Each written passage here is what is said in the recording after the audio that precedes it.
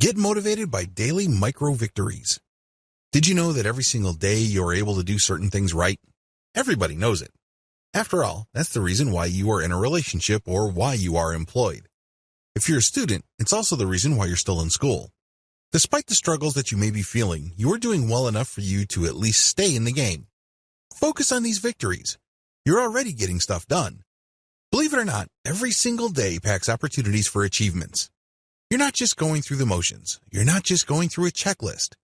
There's always an opportunity for achievement there. These are called micro-achievements. Believe it or not, something as banal as showing up on time is an achievement. Did you know that there are a lot of people out there who have a tough time showing up on time? I know you'd probably think that that's unprofessional. For whatever reason, people never run out of excuses for why they're always late. The fact that you can show up on time is a victory in and of itself. Similarly, getting small tasks done are victories. Now, you may be thinking that this is too much. You might even be thinking that I'm pandering to you or condescending. No. Imagine when you first started.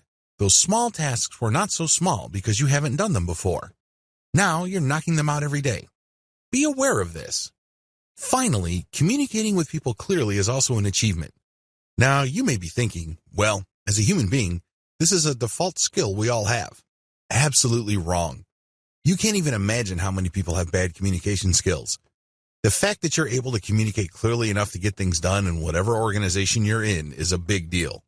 I want you to be aware that showing up on time, getting small tasks done, and communicating clearly are achievements in and of themselves. Now, they're not massive achievements, but they are achievements nonetheless. Allow yourself to become pumped up by each of these. Push yourself to do more micro tasks like these.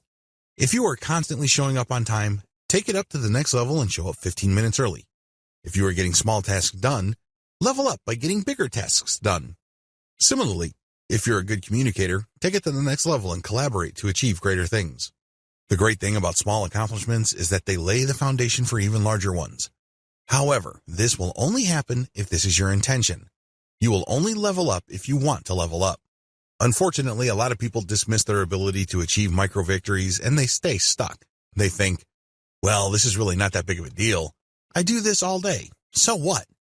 That really is too bad because if you set up a system where you achieve a streak of accomplishments, sooner or later you'll achieve momentum and you'll get motivated. This motivation grows like a wildfire.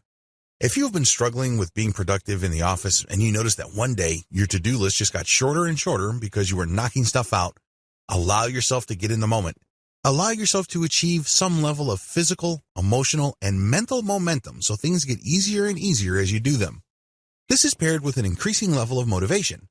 Try to recreate this the next day, and your motivation can push you to do more and more complicated tasks. The more you do it, the more momentum you get. Ideally, you should work on the small stuff to achieve a level of momentum and then give yourself a harder assignment. Now, this doesn't mean that you have to knock out the hardest item on your to-do list, but if you have something moderate, the moment you knock it out, you get a nice sense of reward. You did something that you normally would avoid. It's a big thing. Lay your day out by scaling difficulty. To get motivated by daily micro-victories in a systematic and methodical way, follow these steps.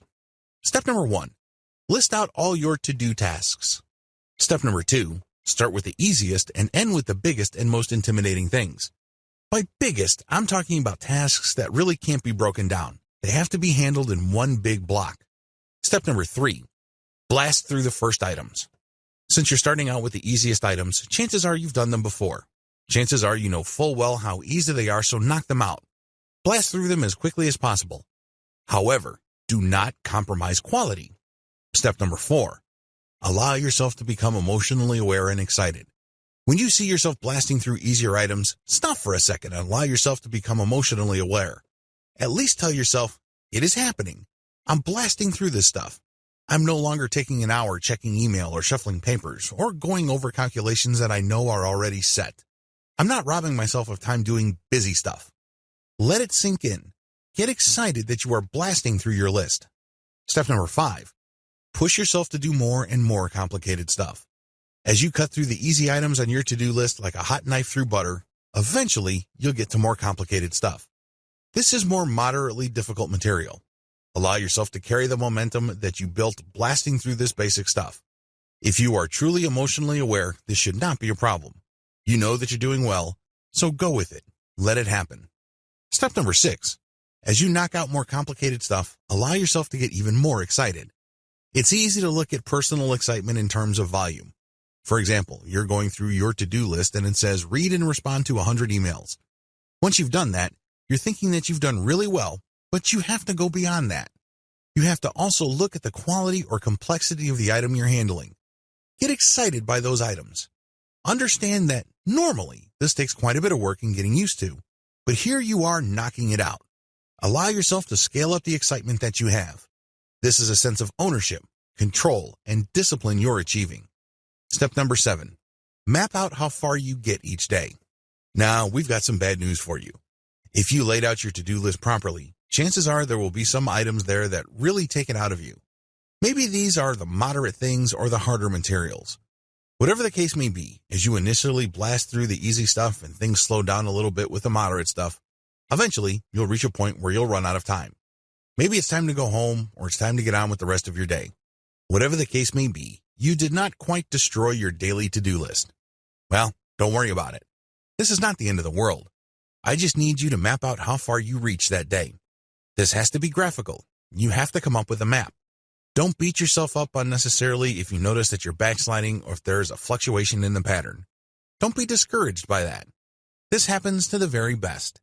Instead, just look at the map and allow yourself to get motivated by the fact that you are making progress. Eventually, you'll notice a pattern. The completion map eventually starts averaging more to the right. This means that over an extended period of time, you are making consistent progress. Allow yourself to get excited about this. Most importantly, regardless of how far you get every single day, always shoot to go further and further each day. Stay focused on your life purpose. Stay connected to it. Allow it to push you forward. That is your motivation. With that motivation, shoot to go further and further each day with your to-do list.